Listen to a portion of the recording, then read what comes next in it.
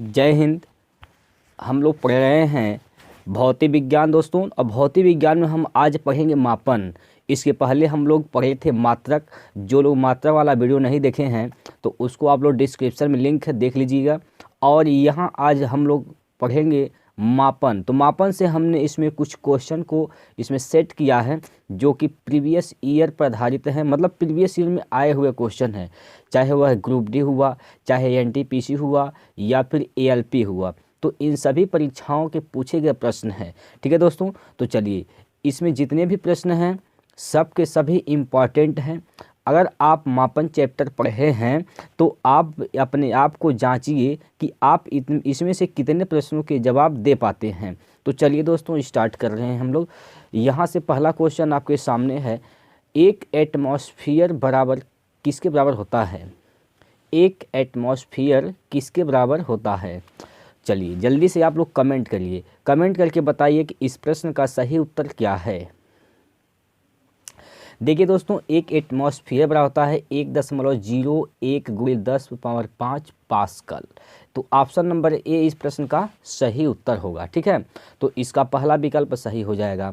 देखिए इसको भी आप लोग याद रखिएगा, वायुमंडलीय जो दाब होती है इसे बैरोमीटर से मापा जाता है और इसका मात्रक होता है या तो पास्कल या फिर बार। ठीक है, इसे भी आप लोग याद रखिएगा। अगला प्रश्न, एक डायोप्टर किसके बराबर होता है? दोस्तों बताइए, कमेंट करिए, जल्दी से बताइए कि एक डायोप्टर किसके बराबर होता है? एक डायोप्टर किसके बराबर होता है?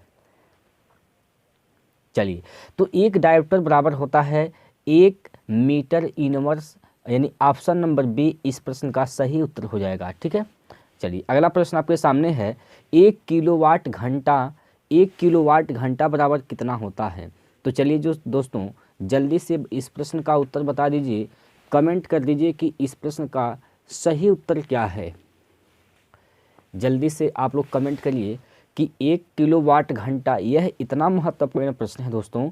यह लगातार एक ही परीक्षा में लगातार कम से कम यह 5-10 बार पूछा गया है। यह बहुत इंपॉर्टेंट क्वेश्चन है। तो इसका उत्तर क्या होगा जल्दी से आप लोग बता दीजिए। तो 1 किलोवाट घंटा बराबर होता है 3.6 × 10⁻6 जूल। ठीक है, यानी ऑप्शन नंबर सी इस प्रश्न का सही उत्तर हो जाएगा। ठीक है दोस्तों, चलिए अगर आप इसको बदलना चाहते हैं तो बदल सकते हैं। कैसे इसको बदलते हैं आइए समझाते हैं। देखिए 1 किलोवाट घंटा बराबर होता है 1 किलोवाट, एक किलो वाट इंटू 1 घंटा, 1 घंटा। 1 किलोवाट, एक किलोवाट में 1000 वाट होता है, 1 घंटा में 60 मिनट होता है। ठीक, या तो आप लिख सकते हैं इसको 1000 जूल प्रति सेकेंड इंटू 60 सेकेंड, 60 मिनट को ये मिनट में है, इसको सेकेंड में बदलेंगे तो 60 × 60 कर देंगे तो इतना सेकेंड हो जाएगा। ठीक है, 6×6 = 36 हो जाएगा। देखिए सेकेंड नीचे है, सेकेंड यहाँ नीचे है और यहाँ पर ऊपर है, तो सेकेंड से कट जाएगा।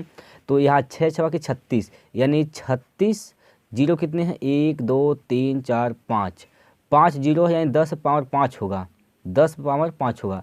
लेकिन दशमलव यहाँ पर है, आप 6 के इधर लिख रहेंगे, 3 और 6 के बीच में दशमलव लाएंगे तो एक इस पर पावर और बढ़ जाएगा, तो हो जाएगा 3.6 × 10⁻5 6 जूल। ठीक है, ऐसे आप बदल भी सकते हैं। ठीक है, बाकी इसका सी ऑप्शन सही है। अगला प्रश्न है आपके सामने। देखिए यहाँ पर दिया है कि 5.5 किलोवाट घंटा को इसको जूल बदलिए कितना होगा। 5.5 किलोवाट घंटा, तो 1 किलोवाट घंटा बराबर कितना होता है, 3.6 × 10⁻6 जूल।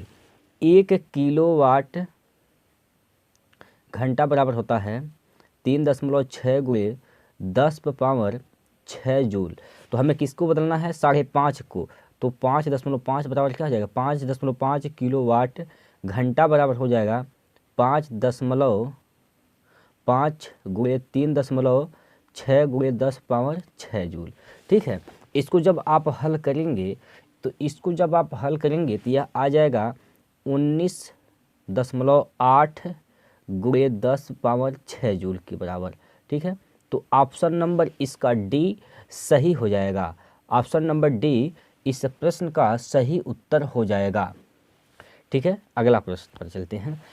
फिर इसको आप लोग कमेंट करके बताइए कि इस प्रश्न का उत्तर कितना होगा, बस वही कॉन्सेप्ट लगाना है। तो आप लोग जल्दी से कमेंट करके बता दीजिए कि इस प्रश्न का सही उत्तर क्या है। अगले प्रश्न पर चलते हैं। 1 न्यूटन बराबर कितना होता है? दोस्तों 1 न्यूटन बराबर कितना होता है यह आपको बताना है। न्यूटन किसका मात्रक होता है? बल का। बल बराबर क्या होता है? द्रव्यमान गुणे त्वरण। अरे एफ बराबर होता है एम में, एफ बराबर एम ए होता है। ठीक है, एम में क्या है? एम क्या है? द्रव्यमान है। द्रव्यमान का क्या होता है? किलोग्राम। किलोग्राम। ए क्या है? त्वरण यानी मीटर पर सेकेंड स्क्वायर। ठीक है, kilogram metre per second square कहाँ मिल रहा है? एक यहाँ पर आ जाएगा, यूनिट ले लीजिए। एक kilogram into 1 metre per second square. 1 kilogram into 1 metre per second square, यानी ऑप्शन नंबर बी इस प्रश्न का सही उत्तर हो जाएगा। ठीक है, चलिए अगले प्रश्न चलते हैं। प्रकाश वर्ष द्वारा किसे मापा जाता है? प्रश्न नंबर 7 है, प्रकाश वर्ष द्वारा किसे मापा जाता है? चलिए, तो प्रकाश वर्ष लग रहा है कि ये किसका मात्रक हो सकता है? तो प्रकाश वर्ष दोस्तों मात्रक है दूरी का। किसका मात्रक है? दूरी, यानी ऑप्शन नंबर बी इस प्रश्न का सही उत्तर है। ठीक, 1 नैनोमीटर किसके बराबर है? 1 नैनोमीटर किसके बराबर होता है? 1 नैनोमीटर किसके बराबर होता है? तो दोस्तों 1 नैनोमीटर होता है 1/10⁹ मीटर के बराबर होता है। ऑप्शन नंबर डी इस प्रश्न का सही हो जाएगा।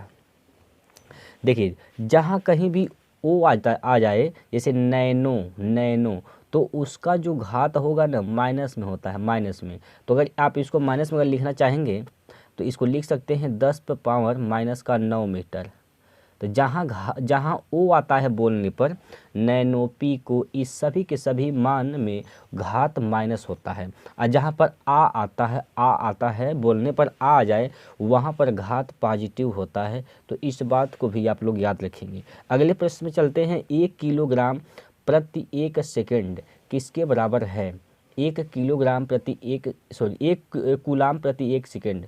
1 कूलाम आवेश का मात्रक होता है, यानी Q/T। किसका फार्मूला होता है? I का। I बराबर क्या होता है?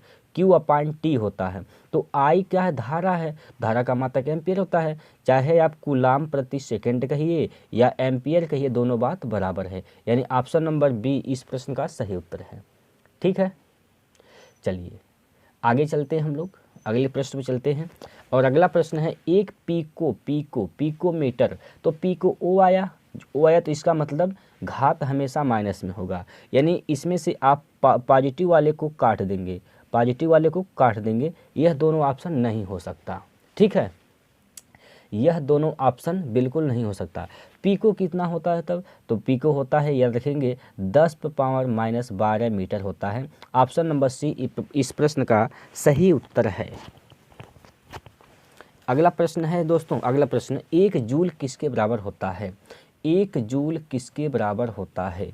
जूल न्यूटन मीटर होता है। जूल बराबर न्यूटन मीटर, यानी ऑप्शन नंबर ए। 1 जूल कहिए या न्यूटन मीटर कहिए, दोनों बात एक ही है। ठीक है,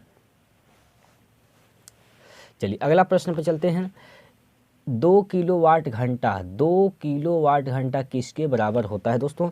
तो आप लोग कमेंट करके बताइए 2 किलोवाट घंटा किसके बराबर होगा? भाई 1 किलोवाट घंटा बराबर क्या होता है? 1 किलोवाट घंटा बराबर होता है 3.6 गुणे 10⁻6 जूल होता है। हमें किसका निकालना है? 2 किलोवाट घंटा का। तो 2 किलोवाट घंटा का निकालना है, 2 से गुणा कर दीजिए, दोनों तरफ 2 से गुणा कर दीजिए। तो 36 दूना 72, यानी 7.2 गुणे 10⁻6 जूल। 10⁻6 जूल, यानी मिला लीजिए ऑप्शन 7.2 गुणे 10⁻6, यानी ऑप्शन नंबर बी इस प्रश्न का सही उत्तर है। ऑप्शन नंबर बी इस प्रश्न का सही उत्तर है। ठीक है दोस्तों, चलिए आगे चलते हैं, हम लोग अगले प्रश्न में चलते हैं। बस यहीं तक दोस्तों प्रश्न था। तो आप लोगों को यह वीडियो कैसा लगा? आपको जो 12 सवाल है, आप इन 12 क्वेश्चन में यानी 12 प्रश्नों के कितने प्रश्नों के जवाब आप जानते थे? कमेंट करके बता दीजिए आपका स्कोर कितना है। ठीक है दोस्तों, तो फिर मिलते हैं अगले वीडियो में। तो अगला आप लोग चैप्टर पढ़ के आएंगे मापक यंत्र। तो मापक यंत्र पर हम क्वेश्चन लेकर आएंगे और इसको प्रैक्टिस किया जाएगा। तो आज के लिए इतना ही, आगे मिलते हैं अगले वीडियो में, मापक यंत्र को लेकर आएंगे। तो जय हिंद, जय भारत।